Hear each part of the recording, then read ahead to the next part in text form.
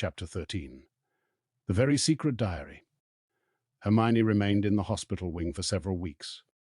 There was a flurry of rumor about her disappearance when the rest of the school arrived back from their Christmas holidays, because of course everyone thought that she had been attacked. So many students filed past the hospital wing trying to catch a glimpse of her that Madame Pomfrey took out her curtains again and placed them around Hermione's bed, to spare her the shame of being seen with a furry face. Harry and Ron went to visit her every evening. When the new term started, they brought her each day's homework. "If I'd sprouted whiskers, I'd take a break from work," said Ron, tipping a stack of books onto Hermione's bedside table one evening. "Don't be silly, Ron. I've got to keep up," said Hermione briskly. Her spirits were greatly improved by the fact that all the hair had gone from her face, and her eyes were turning slowly back to brown. "I don't suppose you've got any new leads," she added in a whisper, so that Madame Pomfrey couldn't hear her. "Nothing," said Harry gloomily. "I was so sure it was Malfoy," said Ron, "for about the 100th time." "What's that?" asked Harry, pointing to something gold sticking out from under Hermione's pillow. "Just a get-well card," said Hermione hastily, trying to poke it out of sight, but Ron was too quick for her. He pulled it out, flicked it open, and read aloud. "To Miss Granger, wishing you a speedy recovery. From your concerned teacher, Professor Gilderoy Lockhart, Order of Merlin, 3rd class, honorary member of the Dark Force Defense League, and 5-time winner of Witch Weekly's Most Charming Smile Award." Ron looked up at Hermione, disgusted. "You sleep with this under your pillow," but Hermione was spared answering by Madame Pomfrey sweeping over with her evening dose of medicine. "Is Lockhart the smarmiest bloke you've ever met, or what?" Ron said to Harry, as they left the infirmary and started up the stairs toward Gryffindor Tower. Snape had given them so much homework, Harry thought he was likely to be in the 6th year before he finished it. Ron was just saying he wished he had asked Hermione how many rat tails you were supposed to add to a hair-raising potion when an angry outburst from the floor above reached their ears. "That's Filch," Harry muttered as they hurried up the stairs and paused, out of sight, listening hard. "You don't think someone else has been attacked?" said Ron tensely. They stood still, their heads inclined toward Filch's voice, which sounded quite hysterical. "Even more work for me. Mopping all night like I haven't got enough to do. No, this is the final straw. I'm going to Dumbledore." His footsteps receded along the out-of-sight corridor, and they heard a distant door slam. They poked their heads around the corner. Filch had clearly been manning his usual lookout post. They were once again on the spot where Mrs. Norris had been attacked. They saw at a glance what Filch had been shouting about. A great flood of water stretched over half the corridor, and it looked as though it was still seeping from under the door of Moaning Myrtle's bathroom. Now that Filch had stopped shouting, they could hear Myrtle's wails echoing off the bathroom walls. "Now what's up with her?" said Ron. "Let's go and see," said Harry. And holding their robes over their ankles, they stepped through the great wash of water to the door bearing its out-of-order sign, ignored it as always, and entered. Moaning Myrtle was crying, if possible, louder and harder than ever before. She seemed to be hiding down her usual toilet. It was dark in the bathroom, because the candles had been extinguished in the great rush of water that had left both walls and floor soaking wet. "What's up, Myrtle?" said Harry. "Who's that?" glugged Myrtle miserably. "Come to throw something else at me." Harry waded across to her stall and said, "Why would I throw something at you?" "Don't ask me," Myrtle shouted, emerging with a wave of yet more water, which splashed onto the already sopping floor. "Here I am, minding my own business, and someone thinks it's funny to throw a book at me." "But it can't hurt you if someone throws something at you," said Harry, reasonably. "I mean, it'd just go right through you, wouldn't it?" He had said the wrong thing. Myrtle puffed herself up and shrieked. Let's all throw books at Myrtle, because she can't feel it.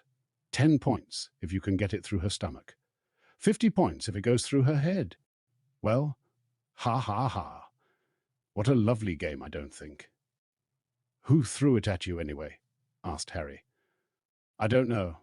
I was just sitting in the U-bend, thinking about death, and it fell right through the top of my head," said Myrtle, glaring at them. "It's over there. It got washed out." Harry and Ron looked under the sink where Myrtle was pointing. A small, thin book lay there. It had a shabby black cover and was as wet as everything else in the bathroom. Harry stepped forward to pick it up, but Ron suddenly flung out an arm to hold him back. "What?" said Harry. "Are you crazy?" said Ron. "It could be dangerous." "Dangerous?" said Harry, laughing. "Come off it. How could it be dangerous?" "You'd be surprised," said Ron, who was looking apprehensively at the book. "Some of the books the ministry's confiscated, Dad's told me. There was one that burned your eyes out. And everyone who reads sonnets of a sorcerer spoke in limericks for the rest of their lives. And some old witch in Bath had a book that you could never stop reading. You just had to wander around with your nose in it, trying to do everything one-handed. And, all right, I've got the point," said Harry. The little book lay on the floor, nondescript and soggy. "Well, we won't find out unless we look at it," he said, and he ducked around Ron and picked it up off the floor. Harry saw at once that it was a diary, and the faded year on the cover told him it was 50 years old. He opened it eagerly. On the first page he could just make out the name T.M. Riddle in smudged ink.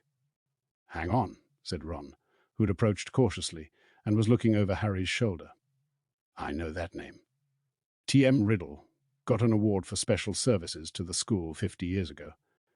How on earth do you know that?" said Harry in amazement. "Because Filch made me polish his shield about 50 times in detention," said Ron resentfully. "That was the one I burped slugs all over. If you'd wiped slime off a name for an hour, you'd remember it too." Harry peeled the wet pages apart. They were completely blank. There wasn't the faintest trace of writing on any of them, not even Auntie Mabel's birthday or dentist 3:30. "He never wrote in it," said Harry, disappointed. "I wonder why someone wanted to flush it away," said Ron curiously. Harry turned to the back cover of the book and saw the printed name of a variety store on Vauxhall Road, London. "He must have been Muggle-born," said Harry thoughtfully. "To have bought a diary from Vauxhall Road. Well, it's not much use to you," said Ron. He dropped his voice. 50 points if you can get it through Myrtle's nose." Harry, however, pocketed it. Hermione left the hospital wing, de-whiskered, tailless, and fur-free, at the beginning of February. On her first evening back in Gryffindor Tower, Harry showed her T.M. Riddle's diary and told her the story of how they had found it. "Ooh, it might have hidden powers," said Hermione enthusiastically, taking the diary and looking at it closely. "If it has, it's hiding them very well," said Ron. "Maybe it's shy. I don't know why you don't chuck it, Harry."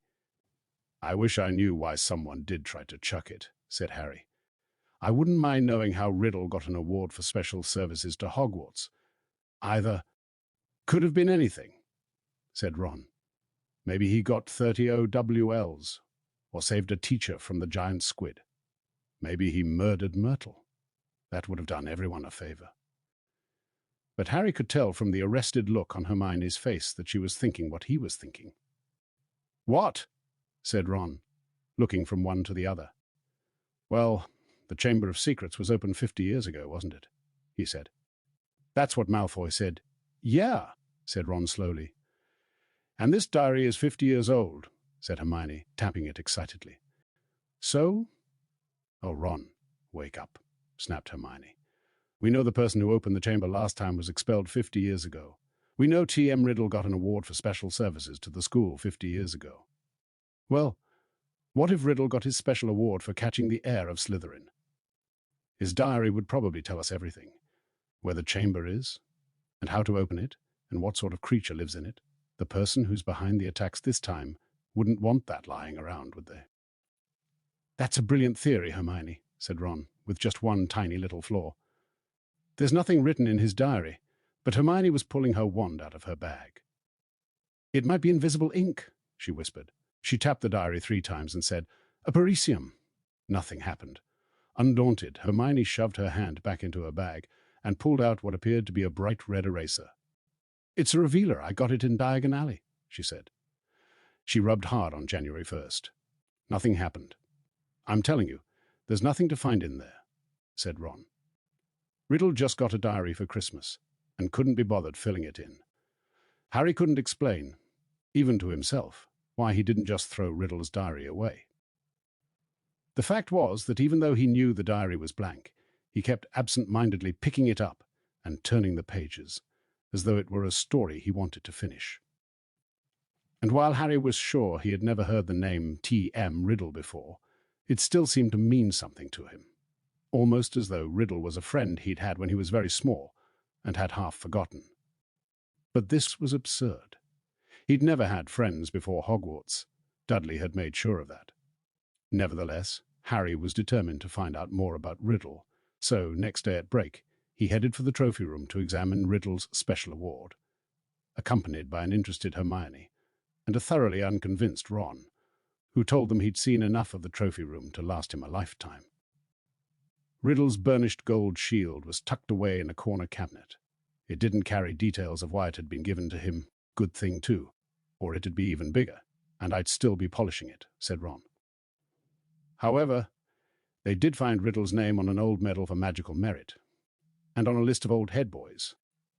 He sounds like Percy, said Ron, wrinkling his nose in disgust. Prefect? Head boy. Probably top of every class. You say that like it's a bad thing, said Hermione in a slightly hurt voice. The sun had now begun to shine weakly on Hogwarts again. Inside the castle, the mood had grown more hopeful. There had been no more attacks since those on Justin and nearly headless Nick, and Madame Pomfrey was pleased to report that the mandrakes were becoming moody and secretive, meaning that they were fast leaving childhood. The moment their acne clears up, they'll be ready for repotting again, Harry heard her telling Filch kindly one afternoon, and after that, it won't be long until we're cutting them up and stewing them. You'll have Mrs. Norris back in no time. Perhaps the heir of Slytherin had lost his or her nerve, thought Harry. It must be getting riskier and riskier to open the Chamber of Secrets, with the school so alert and suspicious. Perhaps the monster, whatever it was even now settling itself down to hibernate for another 50 years. Ernie Macmillan of Hufflepuff didn't take this cheerful view. He was still convinced that Harry was the guilty one, that he had given himself away at the dueling club. Peeves wasn't helping matters. He kept popping up in the crowded corridors singing, "Oh, Potter, you rotter," now with a dance routine to match. Gilderoy Lockhart seemed to think he himself had made the attack stop. Harry overheard him, telling Professor McGonagall, so while the Gryffindors were lining up for transfiguration. "I don't think there'll be any more trouble, Minerva," he said, tapping his nose knowingly and winking. "I think the chamber has been locked for good this time. The culprit must have known it was only a matter of time before I caught him. Rather sensible to stop now, before I came down hard on him. You know, what the school needs now is a morale booster. Wash away the memories of last term. I won't say any more just now, but I think I know just the thing." He tapped his nose again and strode off. Lockhart's idea of a morale booster became clear at breakfast time on February 14th. Harry hadn't had much sleep because of a late-running Quidditch practice the night before, and he hurried down to the Great Hall, slightly late. He thought, for a moment, that he'd walked through the wrong doors. The walls were all covered with large, lurid pink flowers. Worse still, heart-shaped confetti was falling from the pale blue ceiling. Harry went over to the Gryffindor table, where Ron was sitting, looking sickened, and Hermione seemed to have been overcome with giggles. "What's going on?" Harry asked them, sitting down and wiping confetti off his bacon. Ron pointed to the teacher's table, apparently too disgusted to speak. Lockhart, wearing lurid pink robes to match the decorations, was waving for silence.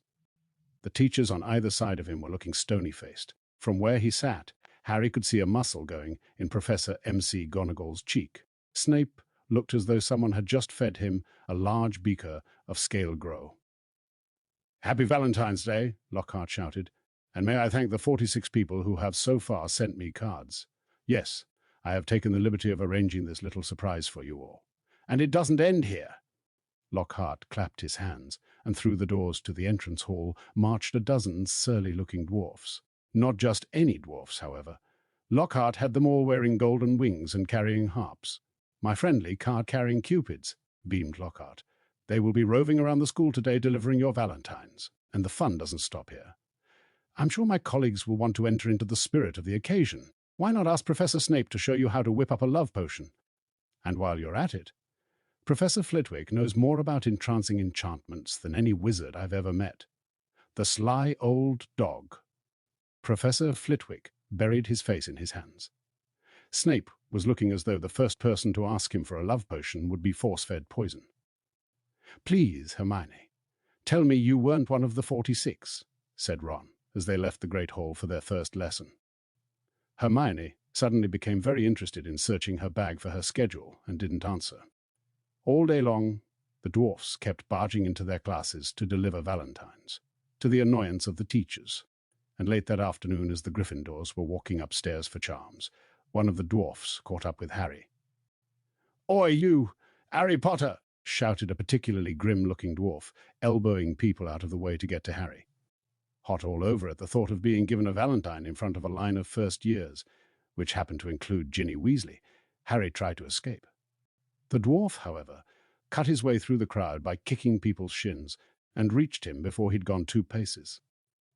"I've got a musical message to deliver to Harry Potter in person," he said, twanging his harp in a threatening sort of way. "Not here," Harry hissed, trying to escape. "Stay still," grunted the dwarf, grabbing hold of Harry's bag and pulling him back. "Let me go," Harry snarled, tugging. With a loud ripping noise, his bag split in 2. His books, wand, parchment, and quill spilled onto the floor, and his ink bottle smashed over everything. Harry scrambled around, trying to pick it all up before the dwarf started singing, causing something of a hold-up in the corridor. "What's going on here?" came the cold, drawling voice of Draco Malfoy. Harry started stuffing everything feverishly into his ripped bag, desperate to get away before Malfoy could hear his musical valentine. "What's all this commotion?" said another familiar voice as Percy Weasley arrived. Losing his head, Harry tried to make a run for it, but the dwarf seized him around the knees and brought him crashing to the floor. "Right," he said, sitting on Harry's ankles. "Here is your singing valentine. His eyes are as green as a fresh pickled toad. His hair is as dark as a blackboard. I wish he was mine. He's really divine, the hero who conquered the Dark Lord." Harry would have given all the gold in Gringotts to evaporate on the spot. Trying valiantly to laugh along with everyone else, he got up, his feet numb from the weight of the dwarf, as Percy Weasley did his best to disperse the crowd, some of whom were crying with mirth. "Off you go, off you go. The bell rang 5 minutes ago. Off to class now," he said, shooing some of the younger students away. "And you, Malfoy?" Harry, glancing over, saw Malfoy stoop and snatch up something. Leering, he showed it to Crabbe and Goyle, and Harry realized that he'd got Riddle's diary. "Give that back," said Harry quietly. "Wonder what Potter's written in this," said Malfoy, who obviously hadn't noticed the year on the cover and thought he had Harry's own diary. A hush fell over the onlookers. Ginny was staring from the diary to Harry, looking terrified. "Hand it over, Malfoy," said Percy sternly. "When I've had a look," said Malfoy, waving the diary tauntingly at Harry. Percy said, as a school prefect, but Harry had lost his temper. He pulled out his wand and shouted, "Expelliarmus!" And just as Snape had disarmed Lockhart, so Malfoy found the diary shooting out of his hand into the air. Ron, grinning broadly, caught it. "Harry," said Percy loudly, "no magic in the corridors. I'll have to report this, you know." But Harry didn't care. He was one up on Malfoy, and that was worth 5 points from Gryffindor any day. Malfoy was looking furious, and as Ginny passed him to enter her classroom, he yelled spitefully after her, "I don't think Potter liked your valentine much." Ginny covered her face with her hands and ran into class. Snarling, Ron pulled out his wand too, but Harry pulled him away. Ron didn't need to spend the whole of Charms belching slugs. It wasn't until they had reached Professor Flitwick's class that Harry noticed something rather odd about Riddle's diary. All his other books were drenched in scarlet ink. The diary, however, was as clean as it had been before the ink bottle had smashed all over it. He tried to point this out to Ron, but Ron was having trouble with his wand again. Large purple bubbles were blossoming out of the end, and he wasn't much interested in anything else. Harry went to bed before anyone else in his dormitory that night. This was partly because he didn't think he could stand Fred and George singing, "His eyes are as green as a fresh pickled toad" one more time, and partly because he wanted to examine Riddle's diary again and knew that Ron thought he was wasting his time. Harry sat on his four-poster and flicked through the blank pages, not one of which had a trace of scarlet ink on it. Then he pulled a new bottle out of his bedside cabinet, dipped his quill into it, and dropped a blot onto the first page of the diary. The ink shone brightly on the paper for a second, and then, as though it was being sucked into the page, vanished. Excited, Harry loaded up his quill a second time and wrote, "My name is Harry Potter." The words shone momentarily on the page, and they too sank without trace. Then, at last, something happened. Oozing back out of the page, in his very own ink, came words Harry had never written. "Hello, Harry Potter. My name is Tom Riddle. How did you come by my diary?" These words, too, faded away, but not before Harry had started to scribble back. Someone tried to flush it down a toilet. He waited eagerly for Riddle's reply. Lucky that I recorded my memories in some more lasting way than ink. But I always knew that there would be those who would not want this diary read. "What do you mean?" Harry scrawled, blotting the page in his excitement. "I mean that this diary holds memories of terrible things, things that were covered up, things that happened at Hogwarts School of Witchcraft and Wizardry." "That's where I am now," Harry wrote quickly. "I'm at Hogwarts, and horrible stuff's been happening. Do you know anything about the Chamber of Secrets?" His heart was hammering. Riddle's reply came quickly, his writing becoming untidier, as though he was hurrying to tell all he knew. "Of course I know about the Chamber of Secrets. In my day, they told us it was a legend, that it did not exist. But this was a lie. In my 5th year, the chamber was opened, and the monster attacked several students, finally killing one. I caught the person who'd opened the chamber, and he was expelled. But the headmaster, Professor Dippet, ashamed that such a thing had happened at Hogwarts, forbade me to tell the truth. A story was given out that the girl had died in a freak accident. They gave me a nice, shiny, engraved trophy for my trouble and warned me to keep my mouth shut. But I knew it could happen again. The monster lived on, and the one who had the power to release it was not imprisoned." Harry nearly upset his ink bottle in his hurry to write back. "It's happening again now. There have been 3 attacks, and no one seems to know who's behind them. Who was it last time?" "I can show you if you like," came Riddle's reply. "You don't have to take my word for it. I can take you inside my memory of the night, when I caught him." Harry hesitated, his quill suspended over the diary. What did Riddle mean? How could he be taken inside somebody else's memory? He glanced nervously at the door to the dormitory, which was growing dark.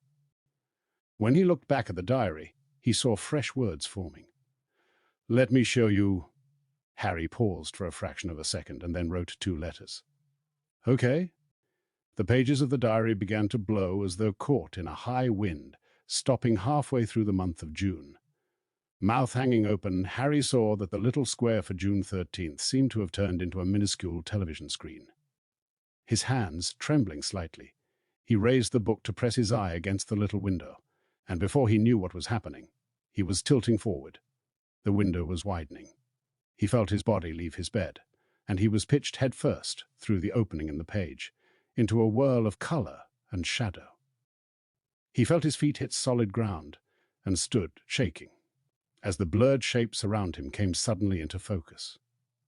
He knew immediately where he was. This circular room with the sleeping portraits was Dumbledore's office. But it wasn't Dumbledore who was sitting behind the desk. A wizened, frail-looking wizard, bald except for a few wisps of white hair, was reading a letter by candlelight. Harry had never seen this man before. "I'm sorry," he said shakily. "I didn't mean to butt in." But the wizard didn't look up. He continued to read, frowning slightly. Harry drew nearer to his desk and stammered, I'll just go, shall I?" Still the wizard ignored him. He didn't seem even to have heard him. Thinking that the wizard might be deaf, Harry raised his voice. "Sorry I disturbed you. I'll go now," he half-shouted. The wizard folded up the letter with a sigh, stood up, walked past Harry without glancing at him, and went to draw the curtains at his window. The sky outside the window was ruby red. It seemed to be sunset. The wizard went back to the desk, sat down, and twiddled his thumbs, watching the door. Harry looked around the office. No Fawkes the Phoenix, no whirring silver contraptions. This was Hogwarts as Riddle had known it, meaning that this unknown wizard was headmaster, not Dumbledore. And he, Harry, was little more than a phantom, completely invisible to the people of 50 years ago. There was a knock on the office door. "Enter," said the old wizard in a feeble voice. A boy of about 16 entered, taking off his pointed hat. A silver prefect's badge was glinting on his chest. He was much taller than Harry, but he too had jet-black hair. "Ah, Riddle," said the headmaster. "You wanted to see me, Professor Dippet?" said Riddle. He looked nervous. "Sit down," said Dippet. "I've just been reading the letter you sent me." "Oh," said Riddle. He sat down, gripping his hands together very tightly. "My dear boy," said Dippet kindly, "I cannot possibly let you stay at school over the summer. Surely you want to go home for the holidays?" "No," said Riddle at once. "I'd much rather stay at Hogwarts than go back to that." "To that? You live in a Muggle orphanage during the holidays, I believe," said Dippet curiously. "Yes, sir," said Riddle, reddening slightly. "You are Muggle-born." "Half-blood, sir," said Riddle. "Muggle father, witch mother, and are both your parents?" "My mother died just after I was born, sir. They told me at the orphanage she lived just long enough to name me. Tom after my father, Marvolo after my grandfather." Dippet clucked his tongue sympathetically. "The thing is, Tom," he sighed, "special arrangements might have been made for you, but in the current circumstances—" "You mean all these attacks, sir?" said Riddle, and Harry's heart leapt, and he moved closer, scared of missing anything. "Precisely," said the headmaster. "My dear boy, you must see how foolish it would be of me to allow you to remain at the castle when term ends, particularly in light of the recent tragedy, the death of that poor little girl. You will be safer by far at your orphanage. As a matter of fact, the Ministry of Magic is even now talking about closing the school. We are no nearer locating the source of all this unpleasantness." Riddle's eyes had widened. "Sir, if the person was caught, if it all stopped, what do you mean?" said Dippet with a squeak in his voice, sitting up in his chair. "Riddle, do you mean you know something about these attacks?" "No, sir," said Riddle quickly. But Harry was sure it was the same sort of no that he himself had given Dumbledore. Dippet sank back, looking faintly disappointed. "You may go, Tom." Riddle slid off his chair and slouched out of the room. Harry followed him. Down the moving spiral staircase they went, emerging next to the gargoyle in the darkening corridor. Riddle stopped, and so did Harry, watching him. Harry could tell that Riddle was doing some serious thinking. He was biting his lip, his forehead furrowed. Then, as though he had suddenly reached a decision, he hurried off, Harry gliding noiselessly behind him. They didn't see another person until they reached the entrance hall, when a tall wizard, with long, sweeping auburn hair and a beard, called to Riddle from the marble staircase. "What are you doing, wandering around this late, Tom?" Harry gaped at the wizard. He was none other than a 50 years younger Dumbledore. "I had to see the headmaster, sir," said Riddle. "Well, hurry off to bed," said Dumbledore, giving Riddle exactly the kind of penetrating stare Harry knew so well. "Best not to roam the corridors these days." "Not since." He sighed heavily, bade Riddle good night, and strode off. Riddle watched him walk out of sight, and then, moving quickly, headed straight down the stone steps to the dungeons, with Harry in hot pursuit. But to Harry's disappointment, Riddle led him not into a hidden passageway or a secret tunnel, but to the very dungeon in which Harry had potions with Snape. The torches hadn't been lit, and when Riddle pushed the door almost closed, Harry could only just see him, standing stock-still by the door, watching the passage outside. It felt to Harry that they were there for at least an hour. All he could see was the figure of Riddle at the door, staring through the crack, waiting like a statue. And just when Harry had stopped feeling expectant and tense, and started wishing he could return to the present, he heard something move beyond the door. Someone was creeping along the passage. He heard whoever it was pass the dungeon where he and Riddle were hidden. Riddle, quiet as a shadow, edged through the door and followed, Harry tiptoeing behind him, forgetting that he couldn't be heard. For perhaps 5 minutes they followed the footsteps until Riddle stopped suddenly, his head inclined in the direction of new noises. Harry heard a door creak open, and then someone speaking in a hoarse whisper. "Come on, gotta get you out of here. Come on now!" In the box. There was something familiar about that voice. Riddle suddenly jumped around the corner. Harry stepped out behind him. He could see the dark outline of a huge boy who was crouching in front of an open door, a very large box next to it. "Evening, Rubeus," said Riddle sharply. The boy slammed the door shut and stood up. "What you doing down here, Tom?" Riddle stepped closer. "It's all over," he said. "I'm going to have to turn you in, Rubeus.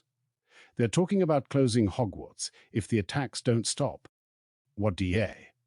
"I don't think you meant to kill anyone, but monsters don't make good pets.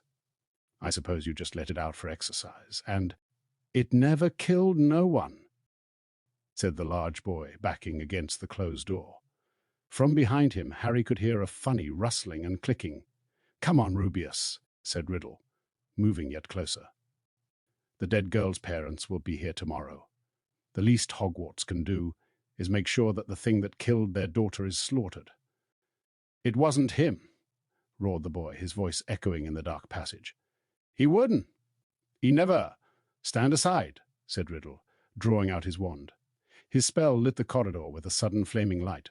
The door behind the large boy flew open with such force it knocked him into the wall opposite, and out of it came something that made Harry let out a long, piercing scream, unheard by anyone.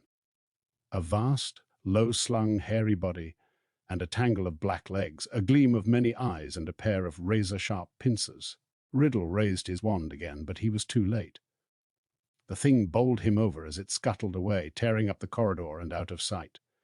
Riddle scrambled to his feet, looking after it. He raised his wand, but the huge boy leapt on him, seized his wand, and threw him back down, yelling, "No!" The scene whirled. The darkness became complete.